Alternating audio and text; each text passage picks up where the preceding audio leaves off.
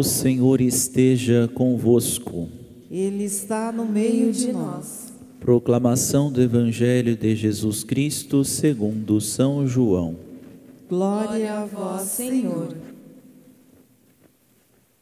Naquele tempo, os judeus discutiam entre si, dizendo: como é que ele pode dar a sua carne a comer? Então Jesus disse: em verdade vos digo, se não comerdes a carne do Filho do Homem e não beberdes o seu sangue, não tereis a vida em vós. Quem come a minha carne e bebe meu sangue, tem a vida eterna, e eu o ressuscitarei no último dia. Porque a minha carne é verdadeira comida, e o meu sangue verdadeira bebida. Quem come a minha carne e bebe o meu sangue, permanece em mim e eu nele. Como o Pai que vive me enviou, eu vivo por causa do Pai, assim o que me come viverá por causa de mim. Este é o pão que desceu do céu. Não é como aquele que os vossos pais comeram, eles morreram. Aquele que come este pão viverá para sempre.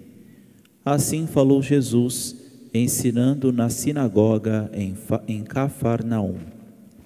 Palavra da salvação. Glória a vós, Senhor.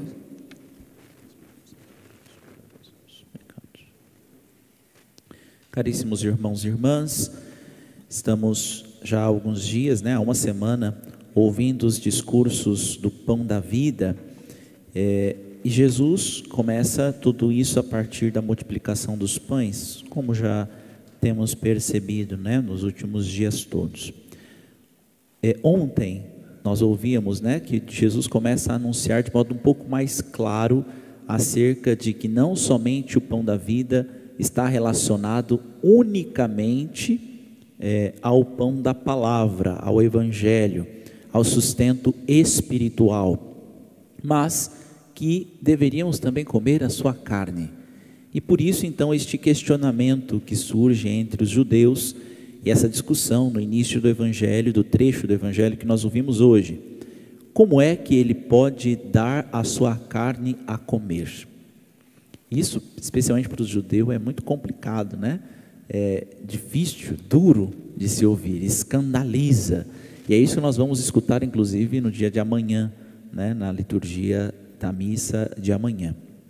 Porque dando a sequência, eles ficaram horrorizados com estas palavras de Jesus, Então, primeiramente, poderíamos perceber, notar, talvez, que Jesus fosse mal interpretado, Quando eles perguntaram isso, ficavam se questionando, discutindo um contra o outro, como que ele pode dar a sua carne a comer, algo assim? Jesus podia falar assim: calma, não é isso que eu estou dizendo, vocês estão interpretando errado, eu estou falando de modo figurativo, é uma situação um pouco, só para vocês entenderem a importância de comer, deste pão que alimenta o espírito que alimenta a alma e algo assim. Não, Jesus não corrige eles. Vocês estão pensando isso mesmo, é isso mesmo, é comer da minha carne, beber do meu sangue.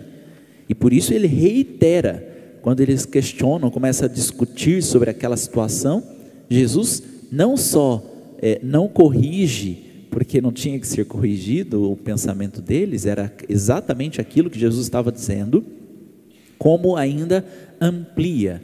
Ontem, no Evangelho, nós escutávamos que ele somente disse assim: o pão que eu darei é a minha carne dada para a vida do mundo. Só isso já gerou uma discussão entre eles, entre os judeus. Como pode que ele vai dar de comer a carne e algo assim? Esta separação que Jesus faz entre comerdes a carne e beberdes o sangue, quer trazer para nós o espírito, a ideia de sacrifício, À época não se usava especialmente o sangue, por ser algo impuro, a não ser que fosse o sangue do cordeiro, que tinha o sinal da pureza e que lembrava de modo especial, portanto, algo simbólico de um sacrifício, de doação, de contrato, né?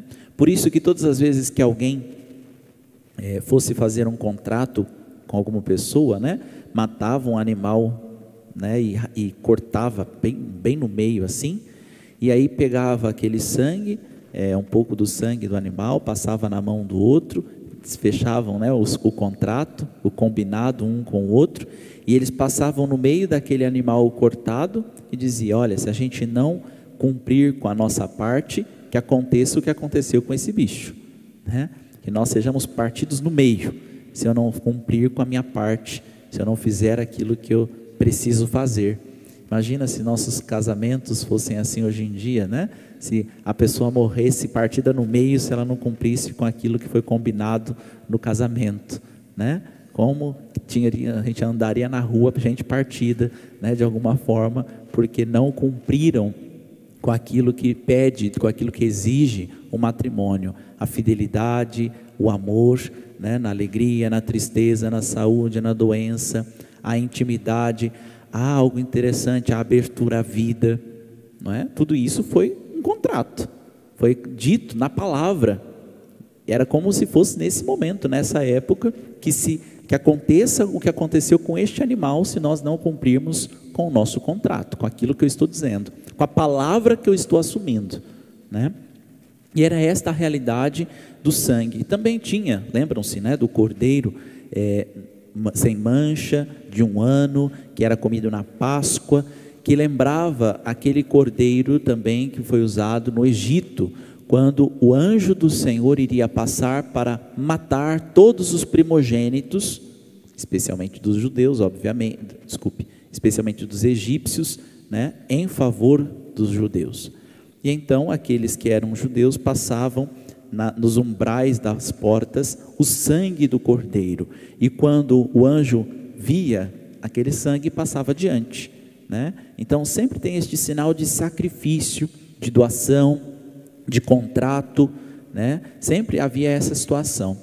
Outro momento que houve também o uso do sangue, com Moisés, depois que houve, né, aquele momento que o povo fez um bezerro de ouro para si, e começou a adorar como Deus, isto e aquilo.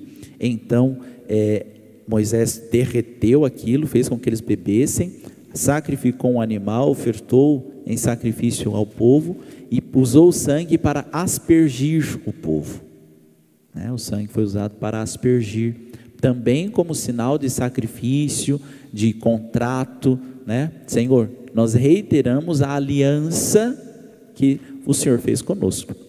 O Senhor foi fiel à sua parte da aliança, nós não. Agora, a partir de hoje, nós queremos ser.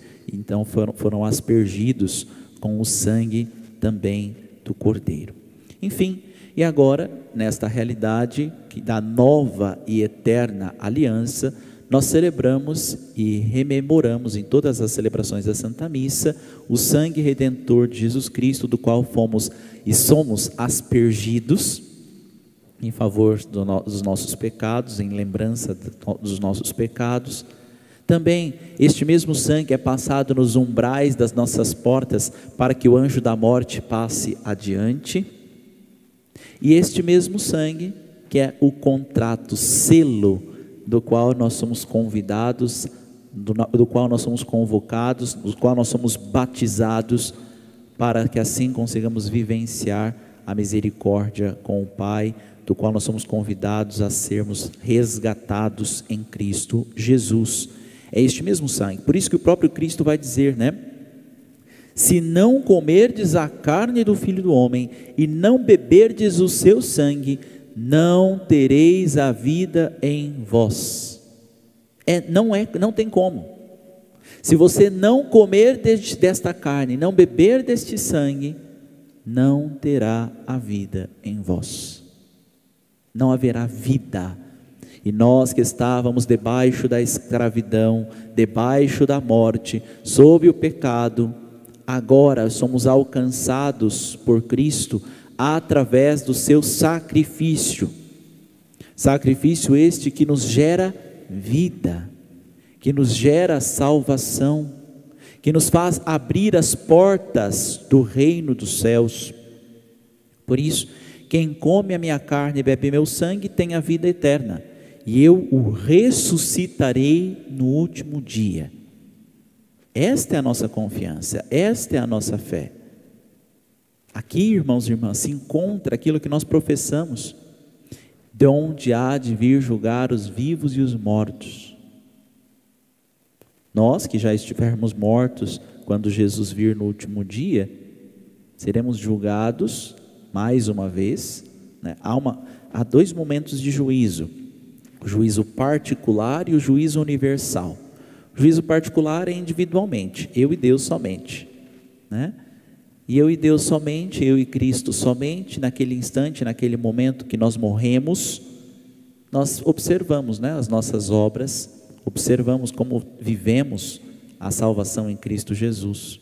E aí nós precisamos estar atentos a alguma coisa. Tem gente que acha que para ir para o inferno tem que fazer alguma coisa, né? Tem que fazer um pecado gigantesco e coisa assim. Não, minha gente, para ir para o inferno é só soltar na banguela que você vai. Não precisa fazer muita coisa, não precisa ter esforço nenhum.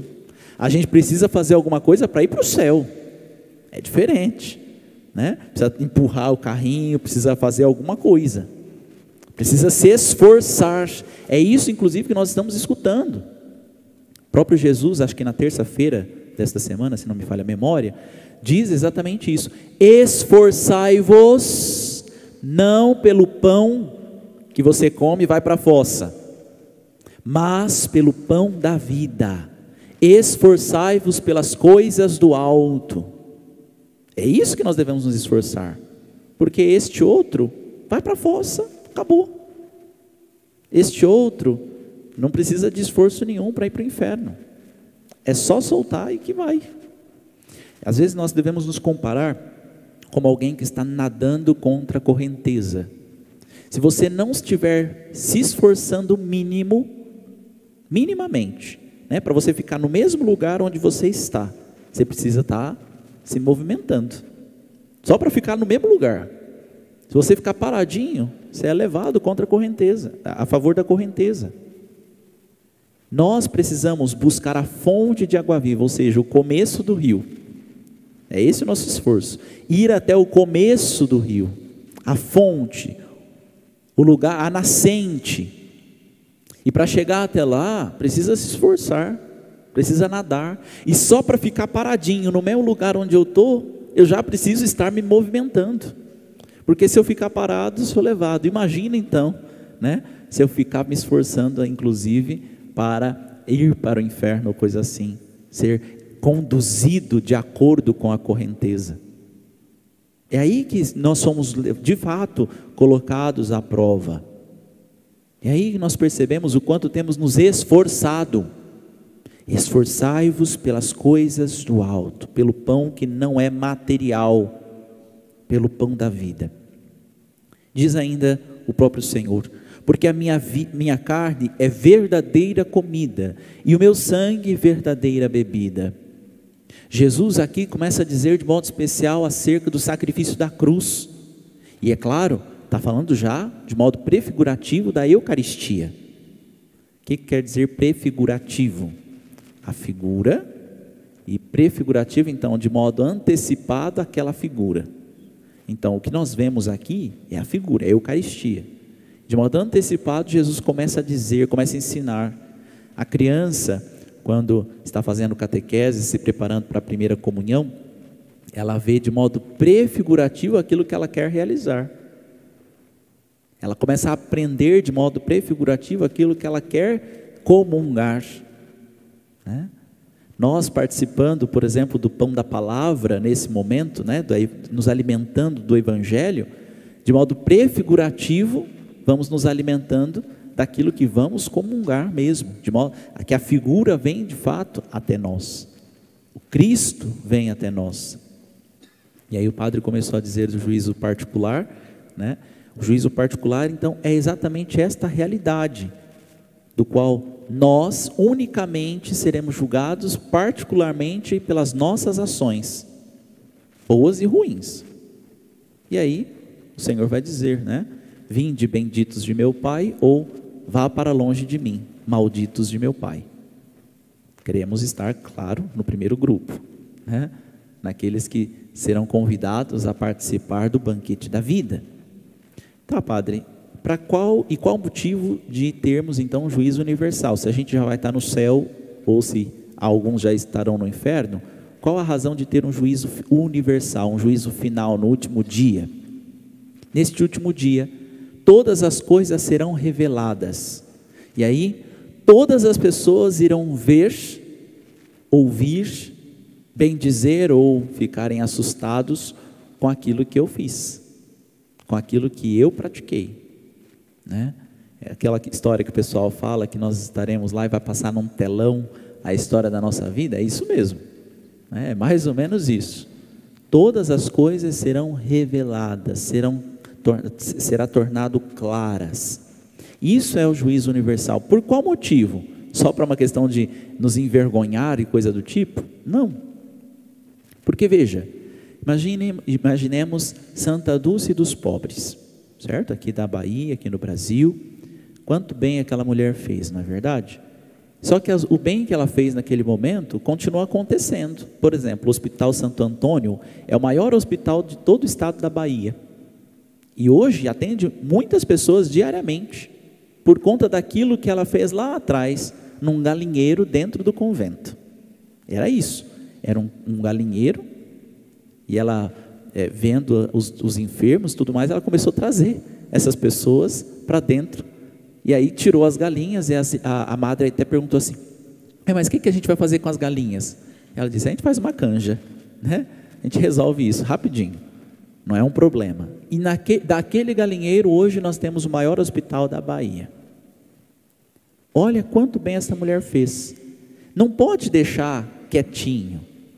Ela será colocado sobre as costas dela tudo aquilo que veio após ela, após a morte dela. Todo o bem que ela fez por conta do bem que ela deixou, né, e que foi acontecendo a herança, e será colocado, depositado sobre os braços dela.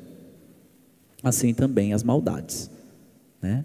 Imaginemos alguém que já esteja no inferno e que, portanto, por conta da sua maldade, muitas outras maldades continuam acontecendo. Por conta de algo que cometeu, muitas outras atrocidades continuam acontecendo. Também isso, portanto, será depositado sobre o colo daquela pessoa. Ela será cobrada, será colocado sobre isso, sobre ela. Por isso a importância de não só termos fé, mas também fazermos com que a vontade de Deus aconteça nas nossas vidas. Que a gente já seja promotores de vida eterna. Que a gente faça com que as nossas obras se assemelhem às obras de Jesus Cristo. E é por isso algo interessante que Jesus diz aqui no versículo 56 do Evangelho. Quem come a minha carne e bebe meu sangue, permanece em mim e eu nele. Esse permanecer aqui, gente, é a mesma coisa de participar. Aquele que come e bebe da carne e do sangue de Jesus Cristo, participa da sua divindade, e ele participa da nossa humanidade. É esse o convite que temos, de sermos partícipes da herança, da graça de Deus, e ele vai participando, movendo a nossa humanidade, movendo aquilo que fazemos, aquilo que existimos, aquilo que somos, né? É isso, portanto, que quer dizer o permanece em mim e eu nele. Nós permanecemos, nós participamos das coisas do alto, ao modo que o Senhor vem e participa conosco das coisas daqui, para transformar as coisas deste mundo, deste tempo. Como o Pai que vive me enviou, eu vivo por causa do Pai, assim o que me come viverá por causa de mim. Este é o pão que desceu do céu, não o maná. O maná, apesar de ter caído, apesar de ter vindo como se fosse um orvalho, aquele lá as pessoas comeram e depois morreram, acabou para elas. Quem come este pão, eu que vos dou, eu que me entrego em seu favor, este é o verdadeiro pão que desceu do céu. Não é como aquele pão que os vossos pais comeram. Aquele, portanto, levou e eles morreram, mas aquele que come este pão viverá para sempre. A ressurreição do último dia, né? A busca, portanto, que devemos ter. E entendido muito bem isso, estavam os cristãos naquela época, né? Os cristãos nos primeiros momentos da igreja, que entenderam que mesmo o sacrifício, que não deveriam temer a morte deste mundo, que deveriam temer a morte eterna. E por isso, mesmo com muitas perseguições, a começar especialmente por Saulo era muito eficaz ao ser carrasco, muito eficaz em matar os cristãos. E Jesus, né, em Deus Pai, percebe a importância daquele homem, assim como ele era intrépido, firme na matança, né, em relação aos apóstolos, em relação aos discípulos de Jesus Cristo. Então, quem sabe ele também fosse muito fiel, muito firme também na pregação do Evangelho, e não matar em nome de Cristo, mas morrer em nome de Cristo. E é isso que nós escutamos na primeira leitura, né? Saulo, que estava devastando a igreja de Deus, é encontrado pelo Senhor. E veja o que diz assim, Saulo, né, pede ao sumo sacerdote cartas de recomendação para as sinagogas de Damasco, a fim de levar presos para Jerusalém os homens e mulheres que encontrasse seguindo o caminho. Lembram-se que o padre disse há alguns dias, né, que na época não chamava-se Igreja Católica Apostólica Romana, chamava-se Caminho, coisa assim. Então só tinha uma igreja de Jesus Cristo, né? Só havia esse modo de proceder, a Igreja Católica, nesse momento com o nome de Caminho. Durante a viagem, quando já estava perto de Damasco, Saulo de repente viu-se cercado por uma luz que vinha do céu, caindo por terra. Alguns dizem que ele caiu do cavalo, né? Não sabemos porque não diz aqui, mas muito provavelmente estivesse mesmo, né, de cavalo. Caindo por terra, ele ouviu uma voz que lhe dizia: Saulo, Saulo, por que me persegues? E alguém pode se colocar, né, assim como Saulo perguntou: quem és tu, Senhor?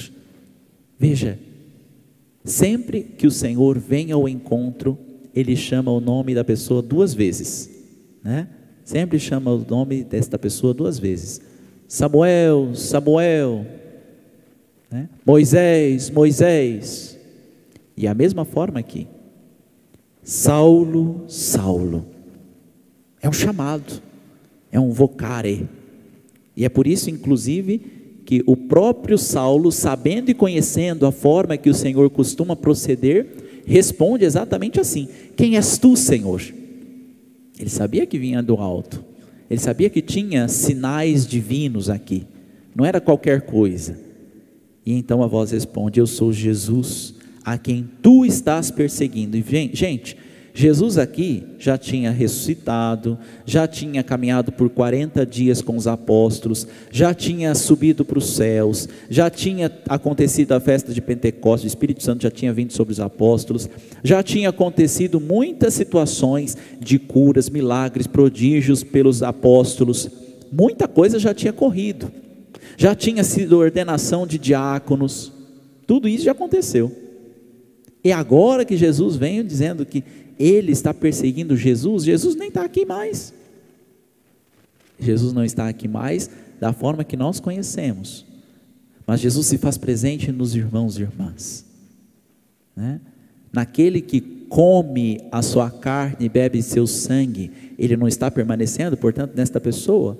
Jesus padece naquele que está padecendo, Jesus sofre naquele que está sofrendo.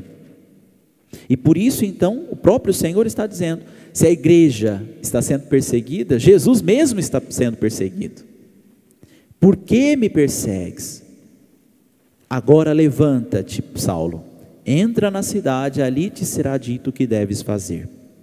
E assim aconteceu, né? Então Saulo fica cego por alguns dias e Deus chama Ananias para que pudesse ir ao encontro de Saulo. E aqui acontece também algo importante para nós, né? Às vezes nós queremos ensinar Deus, achamos que Deus não sabe de todas as coisas, né? Quando Deus fala, Ananias, e Ananias responde, aqui estou, Senhor. O Senhor então lhe diz, levanta-te, vai até a rua que se chama direita, procura na casa de Judas, por um homem de Tarso chamado Saulo, ele está rezando. E Ananias, né, percebe tudo isso, teve uma visão desta realidade, e Ananias pergunta, né, meio que falando assim, Senhor, olha, não sei se você sabe, mas esse Saulo que o Senhor está pedindo para eu ir falar com ele, então, já ouvi falar muitos falarem desse homem, do mal que ele fez aos teus fiéis que estão em Jerusalém. Aqui em Damasco ele tem plenos poderes recebidos dos sumos sacerdotes para prender todos os que invocam teu nome. Você está sabendo disso? Você tem certeza que é para eu ir lá mesmo? Né?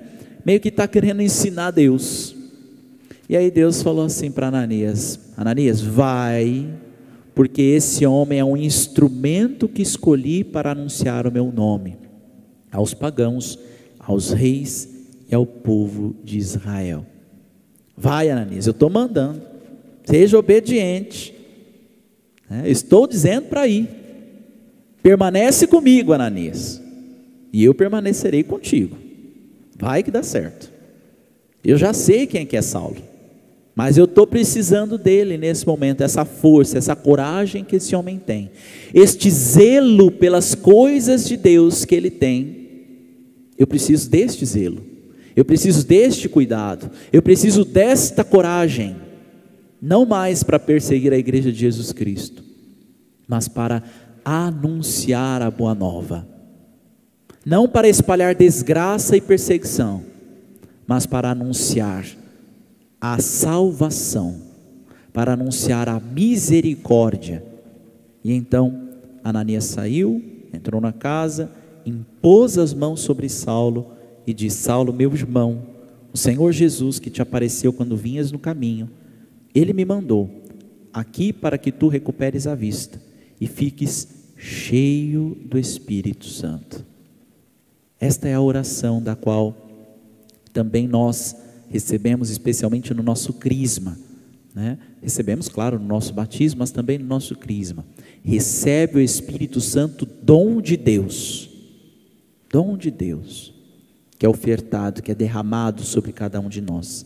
E naquele mesmo instante, Saulo então começa a enxergar, é batizado e fica então por algum tempo aprendendo com os discípulos de Jesus naquela região, sendo cada vez mais e crescendo, portanto, entendendo como permanecer em Jesus, como participar com o Cristo das realidades.